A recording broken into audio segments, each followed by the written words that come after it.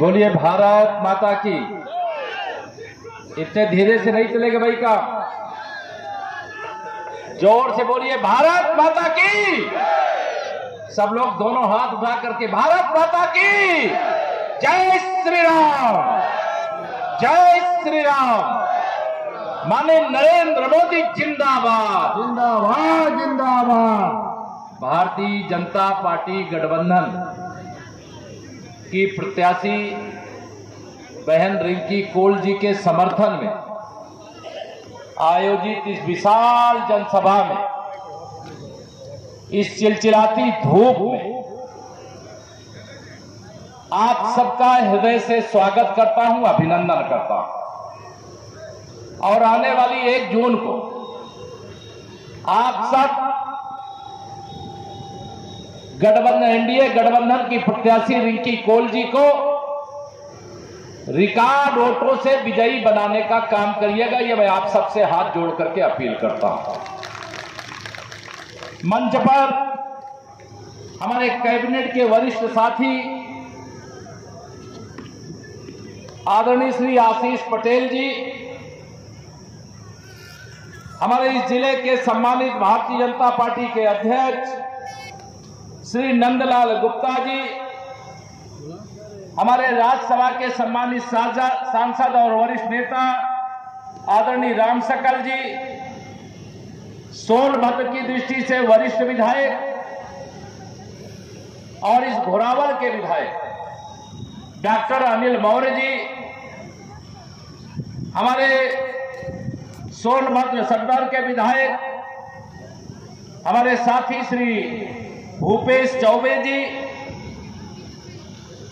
एक साधारण कार्यकर्ता भी विधायक बन सकता है या भारतीय जनता पार्टी में हो सकता है, ऐसे सम्मानित विधायक कैलाश आचार्य जी, इस लोकसभा के प्रभारी आदरणीय राम प्रकाश दुबे जी, जिले के प्रभारी श्रीमान अनिल सिंह जी, लोकसभा के संयोजक अमरेश पटेल जी, हमारे विधानसभा के प्रभारी और संयोजक विद्याधर तिवारी जी, कैलाश बैसवार जी, हमारे ब्लॉक प्रमुख द्वय अजीत रावत जी, दीपक सिंह पटेल जी, हमारे पूर्व जिला अध्यक्ष श्री धर्मवीर तिवारी जी, पूर्व विधायक श्री तीर्थराज जी,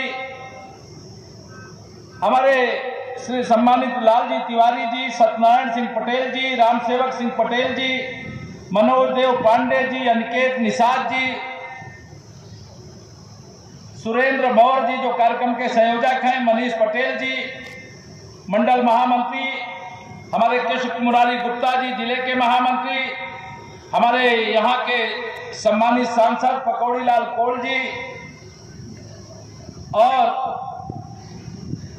यहाँ पर मुझे एक और भी अपील करनी है। दुधी विधानसभा के उपचुनाव में भारतीय जनता पार्टी के प्रत्याशी श्री श्रवण गौड़ जी हैं, उनके लिए भी मैं आज यहाँ अपील करते हुए सम्मानित मंच, सामने बैठे हुए इतनी बड़ी संख्या में मेरे पिता समान बड़े बुजुर्गों, मेरे नौजवान दोस्तों, मेरी इतनी भारी संख्या में माताओं बहनों, मेरे पत्रकार मित्रों, आज 5वें चरण का मतदान हो रहा है। 6वें चरण का मतदान 25 तारीख को होगा। 7वें और अंतिम चरण का मतदान 1 जून को होने वाला। तीसरी बार मोदी सरकार बनाने के लिए इस बार का नारा है 4 जून को 400, जोर से बोलो 4 जून 400 पार। फिर एक बार मोदी सरकार बनाने के लिए हमें 400 से अधिक सांसद जिताने का काम करना है। सोनभद्र मैं जानता हूं भारतीय जनता पार्टी का गढ़ है। भाजपा गठबंधन की प्रत्याशी के रूप में रिंकी कौल जी को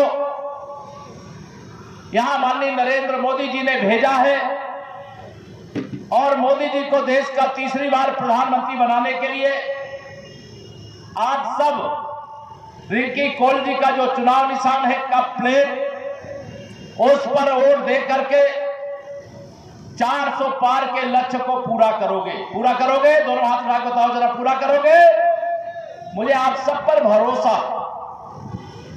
देखिए 2024 का लोकसभा चुनाव, एक तरफ गरीबों के दुश्मन हैं, एक तरफ गुंडे अपराधी माफियाओं के साथी हैं,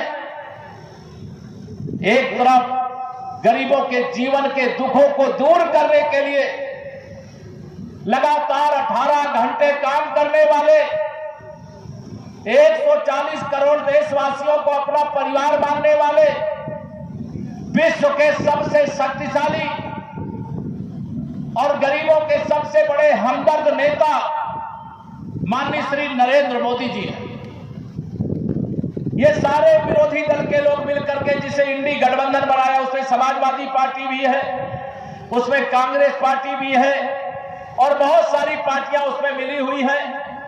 लेकिन वो सारे पार्टियों के लोग मिल करके उनसे पूछो तुम्हारा क्या लक्ष्य है? उनका लक्ष्य गरीब की भलाई नहीं है, किसानों की भलाई नहीं है, नौजवानों का उज्जवल भविष्य नहीं है, महिलाओं का सशक्तिकरण भी नहीं है, उनका लक्ष्य आत्मनिर्भर भारत बनाना भी नहीं है, उनका लक्ष्य ग्लोबल मैन्युफैक्चरिंग का हब भारत बने यह भी नहीं है। उन सबका लक्ष्य है मोदी जी को प्रधानमंत्री की कुर्सी से हटाना। आप बताओ मोदी जी को प्रधानमंत्री की कुर्सी से हटाने दोगे क्या? दोनों हाथ उठा के बताओ, हटाने दोगे क्या? यार आपकी जिम्मेदारी है। अरे पता नहीं आजादी के 70 साल बाद तो ऐसा नेता मिला है जो सबका साथ सबका विकास कर रहा है, सबका साथ सबसे ज्यादा गरीबों का विकास कर रहा है, सबका साथ सबसे ज्यादा महिलाओं का विकास कर रहा है, सबका साथ सबसे ज्यादा आदिवासियों का विकास कर रहा है, सबका साथ सबसे ज्यादा ओबीसी का विकास कर रहा है, सबका साथ सबसे ज्यादा दलितों का विकास कर रहा है। और एक तरफ वह लोग हैं जो इनके विकास के मार्ग में बाधा बन रहे हैं। अच्छा बताओ, अगर मोदी जी देश के प्रधानमंत्री ना बनते तो जिन लोगों को प्रधानमंत्री आवास मिला है, जिनको झोपड़ी में रहना पड़ता था, कच्चे घर में रहना पड़ता था, उनको आवास मिलता क्या? दोनों हाथ में बताओ, मिलता क्या? मोदी जी के कारण से आपने भारतीय जनता पार्टी गठबंधन को जिताया और गरीबों के जीवन में ये जो खुशियों के पल आए हैं, अगर मोदी जी प्रधानमंत्री नहीं बनते तो अभी और 100 साल इंतजार करते, तब भी गरीब का पक्का घर नहीं बन सकता था, उनका पक्का आवास नहीं बन सकता। मोदी जी ने एक जानकारी इकट्ठा की, विकसित भारत संकल्प यात्रा के माध्यम से। जब सपा बसपा कांग्रेस की मिली भगत वाली सरकार थी, इन लोगों ने सर्वे कराया था। उस सर्वे में बहुत सारे मेरे गरीब थे जिनको अमीर दिखा दिया गया और बहुत सारे अमीर थे जिनको गरीब दिखा दिया गया। किया गया है कि नहीं? ऐसा किया गया। मोदी जी ने सब पता लगा लिया कौन कौन गरीब ऐसा है जिसको अभी आवास देना है। मोदी जी ने कहा है 4 जून को तीसरी बार प्रधानमंत्री बनने के बाद अभी 3 करोड़ लोग देश में ऐसे हैं जिनको प्रधानमंत्री आवास देने की जरूरत है, जिनको शौचालय देने की जरूरत है, जिनके दवाई का कार्ड बनाने की जरूरत है, राशन कार्ड बनाने की जरूरत है, नल से जल पहुंचाने की जरूरत है, बिजली लगाने की जरूरत है, गैस का कनेक्शन देने की जरूरत है। 4 जून को मोदी जी तीसरी बार प्रधानमंत्री बनेंगे तो वो 3 करोड़ प्रधानमंत्री आवास और बनाना शुरू करेंगे। अब ये विरोधियों को डर लग रहा है कि आने वाले जब 29 वाला चुनाव आएगा तो कोई गरीब ऐसा नहीं होगा जिसका अपना घर नहीं होगा। माननीय नरेंद्र मोदी जी के नेतृत्व वाली सरकार पिछले 3 साल से प्रधानमंत्री गरीब कल्याण अन्न योजना का राशन वितरण कर रही है, फ्री में कि नहीं कर रहे? बताओ, दोनों हाथ मिला बताओ, कर रहे हैं कि नहीं कर रहे? मोदी जी ने कहा है तीसरी बार मोदी सरकार बनने के बाद यह राशन वितरण आगे 5 साल इसी प्रकार से और होता रहेगा। अब ये विपक्षी गठबंधन वाले हैं, इनको तो इस बात का इंतजार है कि देश में कोई सोनभद्र में, कोई बुंदेलखंड में, कोई देश के किसी राज्य में भूख से मर जाए। लेकिन उनको ये मालूम नहीं है कि एक गरीब मां बाप का बेटा, एक चाय बेचने वाले का बेटा, एक पिछड़ी जाति में पैदा होने वाले का बेटा देश का प्रधानमंत्री बना है और उसे गरीबों का दर्द मालूम है। वो कोई सोने और चांदी का चम्मच लेकर के पैदा नहीं हुए। जब वो पैदा हुए थे तो उनका घर भी कच्चा बना हुआ था, उनके घर में भी शौचालय नहीं था, उनके घर में कोई बीमार हो जाए तो इलाज का पैसा नहीं था, उनके घर में भी बिजली नहीं लगी थी, उनके घर में भी गैस चूल्हा और सिलेंडर नहीं था, उनके घर में भी नल से जल नहीं पहुंचता था। जब मोदी जी देश के प्रधानमंत्री बने तो उन्होंने कहा, जो दर्द गरीबी के कारण मेरे मां बाप और भाई बहन ने सहा है, इस देश के किसी गरीब को वह कष्ट नहीं होने दूंगा। उनका एक एक कष्ट दूर किए बगैर चैन से नहीं बैठूंगा। यह संकल्प लेकर के 70 साल से अधिक की उम्र हो गई, 18 घंटे से अधिक काम करते हैं। बताओ करते हैं कि नहीं करते? एक दिन की भी छुट्टी लिए बगैर करते हैं। क्या है उनका लक्ष्य? क्यों करते हैं? वो चाहते हैं कि भारत दुनिया में नंबर 1 बन जाए, भारत का गरीब आदमी भी अमीर बन जाए,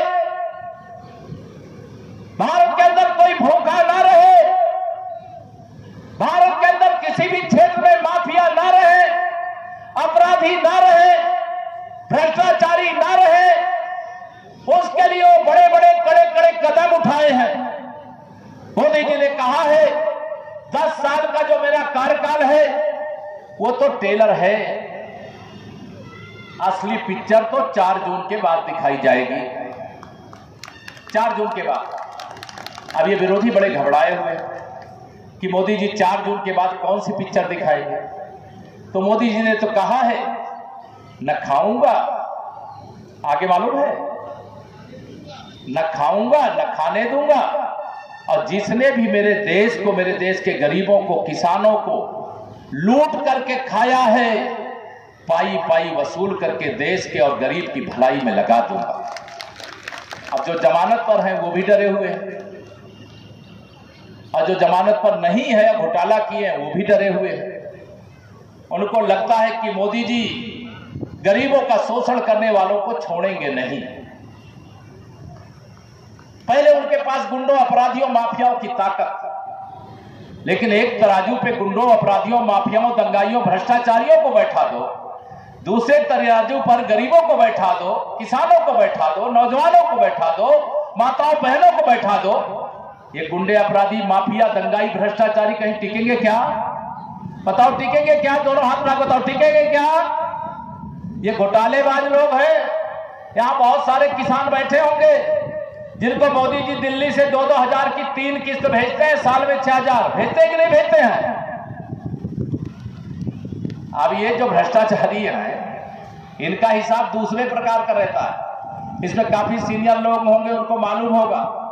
जब देश में कांग्रेस की सरकार थी, उनके प्रधानमंत्री जी संसद में खड़े होकर के कहते थे, हम दिल्ली से 1 रुपया भेजते हैं तो जिसके पास भेजते हैं 15 पैसा पहुंचता है। मालूम है किसी को कि नहीं मालूम? काफी लोगों को मालूम। लेकिन मोदी जी ने देश में 52 करोड़ गरीबों का खाता खोला है प्रधानमंत्री बनने के बाद, और 34 लाख करोड़ रुपया 10 साल में लोगों को भेजा है, और पूरा 34 लाख करोड़ रुपया पहुंचा, पूरा 34 लाख करोड़। जब देश में ईमानदार प्रधानमंत्री होता है तो गरीब का हक, किसान का हक, माताओं बहनों का हक, नौजवानों का हक उस तक पहुंचता है। आप बताओ जरा मुझे, सोनभद्र वालों, घोरावल वालों, भाजपा की सरकार आने से पहले बिजली का 1 घंटा आवत रही? बताओ जरा, याद है कुछ? सब भूल गए। क्या घंटा आती थी? अगर ट्रांसफार्मर जल जाए तो कई दिन में बदला जाता रहा। फोन कर देते रही हो तो वही आके लगा जाता रहा। वही क्या पैसा दिए बगैर लगत रहा कि पैसा देख पड़ता रहा? और तो समझ लो, जब भाजपा की सरकार नहीं थी, सपा बसपा वालों की सरकार थी, कांग्रेस वालों की सरकार थी, तब बिजली आती नहीं थी।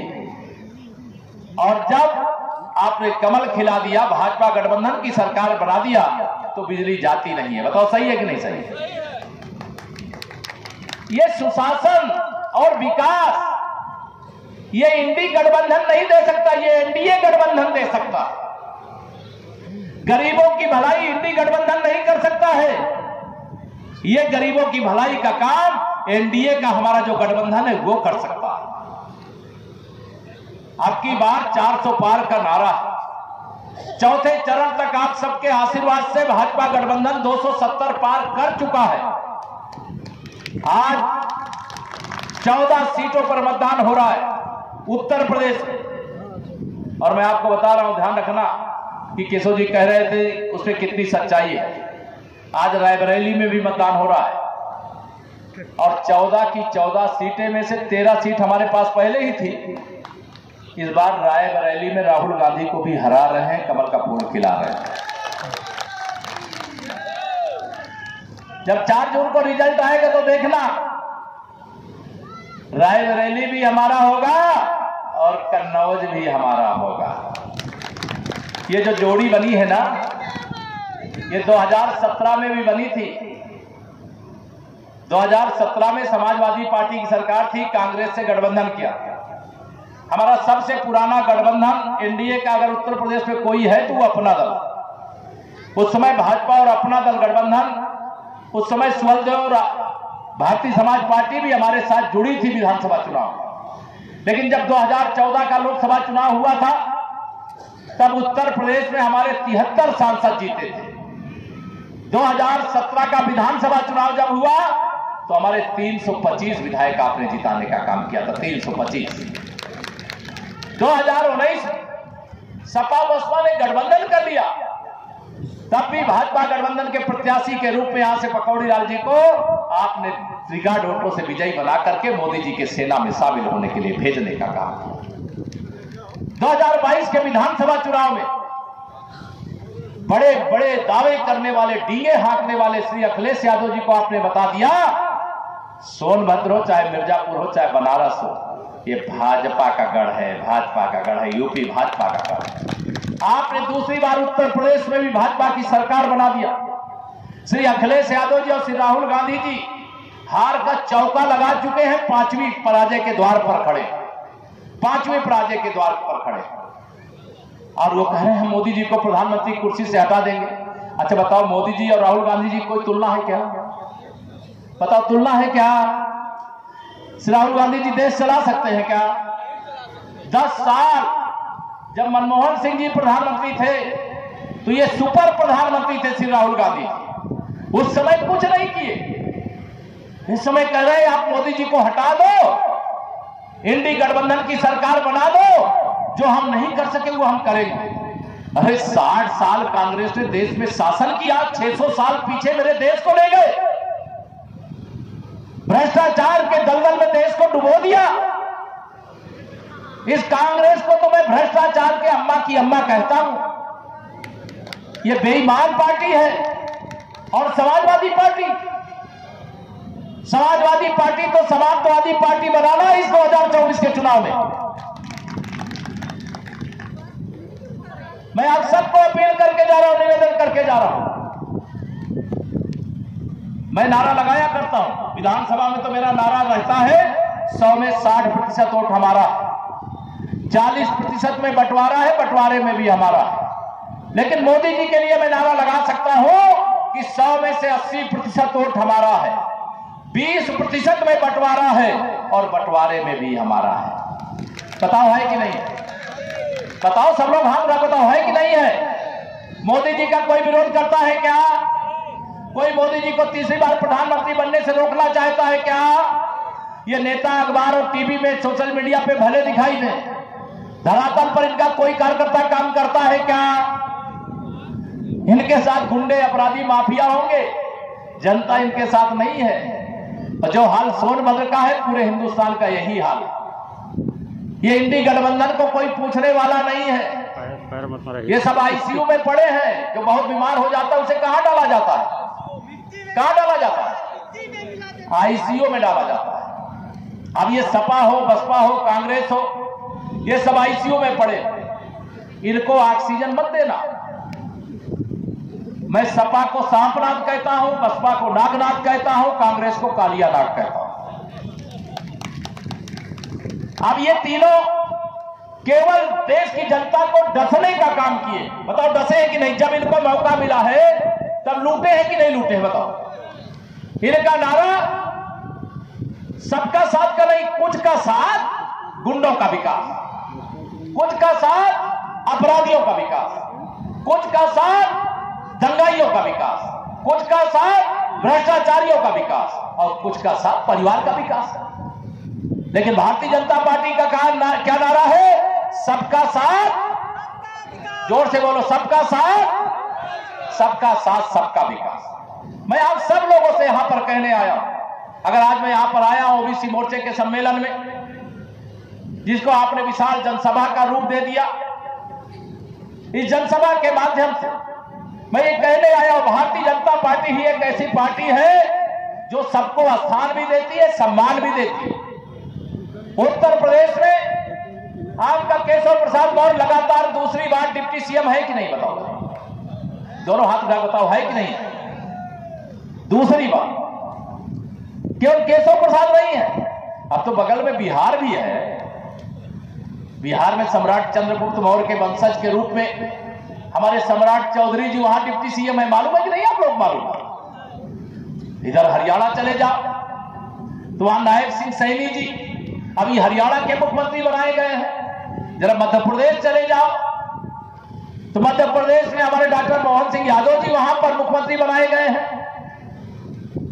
अगर आप राजस्थान चले जाओ तो हमारे भजन लाल शर्मा जी बनाए गए कार्यकर्ता। विष्णुदेव साय जी आपके बगल में। झारखंड तो ये छत्तीसगढ़ तो जुड़ा हुआ है और अभी झारखंड में भी 14 की 14 लोकसभा सीटें भारतीय जनता पार्टी जीत रही। मैं गया था अभी झारखंड में, मेरी 3-4 सभाएं हो चुकी।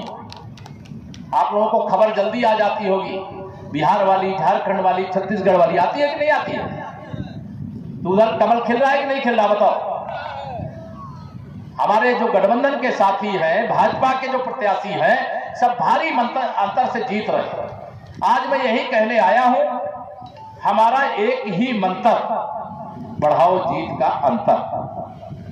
यह लक्ष्य लेकर मोदी जी पर भरोसा है कि नहीं? सब दोनों हाथ उठा के बताओ, भरोसा है ना? तो मैं आप सब लोगों को आज यहां पर यह निवेदन करूंगा, घर घर में खुशहाली पहुंचे, बस इतना फर्ज निभा देना, बाकी सब मोदी कर देंगे। तुम कब प्लेट का बटन दबा दोगे? दोनों हाथ उठाओ, जरा बताओ। मोदी जी ने एक बात और कही, 2014 में जब मोदी जी को आपने देश का प्रधानमंत्री बनाया, बहुत समस्याएं थी देश में, बहुत सारी समस्याओं का मोदी जी ने समाधान कर दिया। अभी भी बहुत सारी समस्याएं हैं जिनका समाधान करना बाकी। लेकिन दो बड़े विषय, एक अयोध्या में रामलला की जन्मभूमि पर 500 साल बाद भव्य मंदिर का निर्माण, अगर माननीय नरेंद्र मोदी जी को आपने प्रधानमंत्री नहीं बनाया होता तो क्या रामलला अपने जन्म स्थान पर आ पाते? क्या दोनों हाथ उठा बताओ, आ पाते क्या?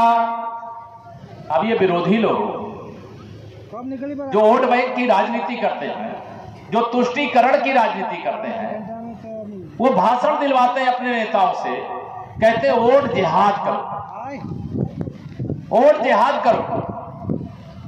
और इनके मन में जो पाप भरा है वह भी मैं आपके साथ शेयर करना चाहता हूं।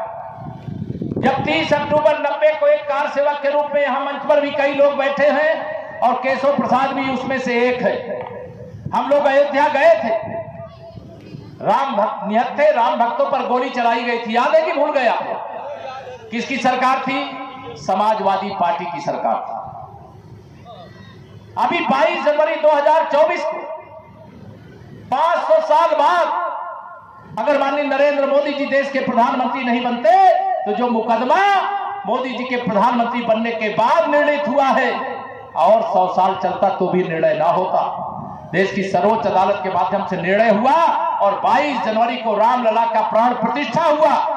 इन राम भक्तों के अपराधियों को श्री राम जन्मभूमि तीर्थ क्षेत्र ट्रस्ट ने प्रायश्चित करने का मौका दिया कि आइए प्राण प्रतिष्ठा समारोह में रामलला के चरणों में शीश झुका करके गिड़गिड़ाइए कि जो हमसे अपराध हुआ है भगवान श्री रामलला हमें माफ करो, राम भक्तों हमें माफ करो। लेकिन निमंत्रण को ठुकराने का काम किया इन्होंने। जब उत्तर प्रदेश के मुख्यमंत्री रहे बाबूजी कल्याण सिंह जी का निधन हुआ, श्री अखिलेश यादव जी के घर से 500 मीटर दूर उनका शव रखा हुआ था। उनको अंतिम विदाई देने के लिए ये तुष्टीकरण की राजनीति करने वाले नहीं गए और एक माफिया को मसीहा बता करके मुख्तार अंसारी की कब्र पर फतिहा पढ़ने के लिए 500 किलोमीटर दूर चल करके गए। 500 किलोमीटर दूर चल करके गए। जिन्होंने रामलला का निमंत्रण ठुकराया, उन्हें ठुकराना चाहिए कि नहीं ठुकराना चाहिए? ठुकराना चाहिए कि नहीं ठुकराना चाहिए? आप सबको मैं अपील करके जा रहा हूं। माननीय प्रधानमंत्री मोदी जी ने आप सबको प्रणाम कहा है, राम राम कहा है, अभिवादन किया, कहा है कि मेरी ओर से कह देना 2024 के इस लोकसभा चुनाव में मैंने जम्मू कश्मीर से 370 जो हटाने का वादा किया था वो हटा दिया है और आतंकवाद का सदा सदा के लिए अंत कर दिया है। अब आतंकवादियों से मुकदमे वापस लेने की जरूरत नहीं है, उनको सीधा कब्रिस्तान में पहुंचाने की जरूरत है। वह पहुंचाने का काम किया, सर्जिकल स्ट्राइक करके किया, एयर स्ट्राइक करके किया।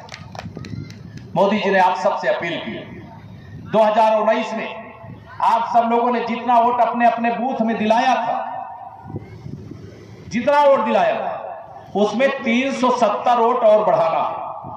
बढ़ा सकते हो? जो बढ़ा सकते जरा हाथ उठा के बताओ। सब लोग बढ़ा सकते हो? तब तो सपा की साइकिल को पंचर करके मैं नंदलाल जी को ही ये काम दे देता हूं। उस साइकिल को पंचर करके उसके उर्जे पुर्जे खोल करके बढ़िया से पैकिंग करा करके यहां से सैफई श्री अखिलेश यादव जी को पार्सल कर देना 4 जून को। तैयार हो? पार्सल कर देंगे, मैं कह दिया हूं। करवा दूं पार्सल? दोनों हाथ उठा के बताओ पहले। देखिए इधर नहीं उठा रहे हैं कुछ लोग। सब लोग तैयार नहीं हो क्या? और जो बाहर खड़े उनसे भी कह रहा हूं, सब लोग तैयार हो ना? सपा की साइकिल के पुर्जे पुर्जे खोल करके उसको बढ़िया सा पैकिंग करा करके श्री अखिलेश यादव जी के लिए पार्सल कर। सपा सपा समाजवादी पार्टी, समाजवादी पार्टी बना करके भारत मां के चरणों में आप अपना ये जो शुभकामना है, विजय की माला है, वह उनके चरणों में सुपुर्द कर दीजिए, क्योंकि भारत मां ने बहुत पीड़ा सही है। और आज मोदी जी के नेतृत्व में जब से आपने सरकार बनाई, बताओ पाकिस्तान की हालत क्या है? मालूम है कि नहीं मालूम है? पहले कश्मीर मांगता था, आजकल भीख मांग रहा है। मांग रहा है कि नहीं मांग रहा? मोदी जी के नेतृत्व में सरकार बन गई तो पाकिस्तान वाले राहुल गांधी का प्रचार कर रहे हैं कि नहीं कर रहे हैं? बताओ। वहां के बड़े बड़े मंत्री कह रहे हैं राहुल गांधी और कांग्रेस पार्टी पाकिस्तान के लिए अच्छी पार्टी, और कांग्रेस पार्टी के साथ ही समाजवादी पार्टी है। समाजवादी पार्टी तो सिमी के आतंकवादियों का मुकदमा वापस लिया, हाई कोर्ट से उनको फांसी की सजा सुनाई गई। इनके सांसद कौन होते थे? इनके विधायक कौन होते थे? अतीक अहमद होते थे, मुख्तार अंसारी जैसे लोग होते थे। भारतीय जनता पार्टी सुशासन और विकास की गारंटी देती है। मोदी जी सबके जीवन को खुशहाल बनाने की गारंटी देते हैं। इसलिए मैं आप सबसे बहुत सारी बातें नहीं करूंगा। ये समाजवादी पार्टी जो एक तरह से अपराधियों को पैदा करने की फैक्ट्री है, भ्रष्टाचारियों को पैदा करने की फैक्ट्री है, गुंडों को पैदा करने की फैक्ट्री है, इस पर सदा के लिए ताला लगा दीजिए। लगा दोगे? लगा दोगे? यहां बहन रिक्की कौल जी प्रत्याशी, हो सकता है सबके यहां 1 जून तक न पहुंच पाए, तो प्रत्याशी कौन रहेगा? कौन रहेगा? हाथ उठा के बताओ जरा। आपको अपने अपने बूथ पे प्रत्याशी की भूमिका में रहना है। और माननीय नरेंद्र मोदी जी ने यह भी कहा है कि जहां पर मैं नहीं पहुंच पा रहा हूं वहां पर लोगों से कहना कि मैं ही उनका प्रत्याशी हूं, मुझे ही उनको वोट देना। रिक्की कौल जी को आप वोट दोगे तो सीधा प्रधानमंत्री मोदी जी के पास पहुंचेगा। तमाम दुष्प्रचार करने वाले आए, कहेंगे लोकतंत्र खतरे में है, कहेंगे संविधान खतरे में। कह रहे हैं कि नहीं आजकल कह रहे हैं? आप लोग जान लेना, ना लोकतंत्र को खतरा है ना संविधान को खतरा है। माननीय नरेंद्र मोदी जी जब आपने देश की सत्ता सौंप दिया है, तो अगर खतरा है तो श्री राहुल गांधी जी की राजनीति को खतरा है, राजनीतिक भविष्य को खतरा है, राजनीतिक अस्तित्व को खतरा है। श्री अखिलेश यादव जी के सपा के समाजवादी पार्टी बनने का खतरा है। इंडी गठबंधन जो भ्रष्टाचार के दलदल में डूबा हुआ है, उन सबको जेल जाने का खतरा है। इसलिए झूठ का सहारा लेना है। झूठ का सहारा लेने वालों को आपको वैसे जवाब देना है जैसे आजकल भारत की सेना गोली का जवाब घोड़ा से देती है, ईंट का जवाब पत्थर से देती है, आतंकवादी हमले का जवाब सर्जिकल स्ट्राइक और एयर स्ट्राइक करके देने का काम करते हैं। और हमारा कैप्टन अभिनंदन जब पाकिस्तान के अंदर घुस करके पाकिस्तान को मारता है और गलती से हमारा विमान दुर्घटनाग्रस्त हो जाता है, हमारा कैप्टन पाकिस्तान की धरती पर गिर जाता है और मोदी जी का एक फोन पाकिस्तान के शासकों को जाता है, मेरा कैप्टन अभिनंदन तुम्हारी धरती पर तुम्हें मारते मारते विमान दुर्घटनाग्रस्त हो गया था, गिर गया है, वापस करो 48 घंटे के अंदर। कहे अगर नहीं वापस करेंगे तो मोदी जी ने कहा विश्व के मानचित्र पर दुनिया के सभी देश होंगे लेकिन एक देश नहीं होगा जिसका पाकिस्तान नाम है। यह कहने वाला 56 इंच के सीने वाला प्रधानमंत्री आपने बनाया है। जब एक गरीब बाप का बेटा देश का प्रधानमंत्री बनता है तो गरीब का कोई नुकसान नहीं होने देता, देश का कोई नुकसान नहीं होने देता। हम जिस पार्टी के कार्यकर्ता हैं उसका एक मंत्र है, एक ही लक्ष्य है, हमारे लिए सबसे पहले हमारा देश है, फिर हमारा दल है, फिर हमारे यहाँ व्यक्ति है। इस लक्ष्य को लेकर के हमारी पार्टी में काम किया जाता है। आप सबसे निवेदन है 2024 के या लोकसभा चुनाव देश को 5 साल नहीं 100 साल आगे ले जाने वाला चुनाव है, गरीब को अमीर बनाने वाला चुनाव है, 3 करोड़ हमारी महिलाओं को लखपति दीदी बनाने वाला चुनाव है, नौजवानों के लिए रोजगार का अंबार लगाने वाला चुनाव है। कोई भूखा इस देश में ना सोवे उसकी गारंटी वाला ये चुनाव है। हर घर तक पीने का पानी नल से जल पहुंचे, सांसद जी विधायक जी के पास आपको हैंडपंप ना मांगना पड़े, यह वह चुनाव है। 14 करोड़ घरों तक नल से जल पहुंचाने का काम हो चुका है। हर खेत तक सिंचाई का पानी पहुंचे, ये मोदी की गारंटी वाला चुनाव है। जो आप सोच रहे होंगे कि यह होना चाहिए, वह सब पूरा करने का संकल्प मोदी जी ने लिया है। उस संकल्प को सफल बनाने का अधिकार आपके पास है। आपको केवल एक कष्ट उठाना है, 1 जून को अपने मतदान केंद्र पर जाना है, कप प्लेट के सामने वाली बटन दबाना है, पता चलेगा सोनभद्र के किसी गरीब को पक्का घर मिल जाएगा, उसके जीवन के दुख दूर हो जाएंगे, कोई बीमार है तो उसका इलाज हो जाएगा, उसकी जो समस्याएं उनका समाधान हो जाएगा।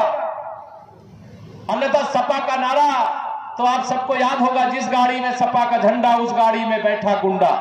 याद है, भुला गए आप लोग? यही रहता था कि नहीं रहता था? सपा का नारा खाली प्लाट हमारा, जिसकी जमीन मकान कब्जा कर लिए, गुंडे अपराधी माफिया डीएम कप्तान को आदेश देते थे, आज बिल में घुस गए कि नहीं घुस गए? आज कोई गुंडाई कर सकता है क्या? सभी क्षेत्र की माफियागिरी का अंत करने का संकल्प लेकर के 2024 के चुनाव के मैदान में आए हैं। आप सबका आशीर्वाद मांगते हैं। बातें बहुत हैं, मैं घड़ी देख रहा हूं आगे बढ़ रही है, मेरा प्रयागराज में भी कार्यक्रम है।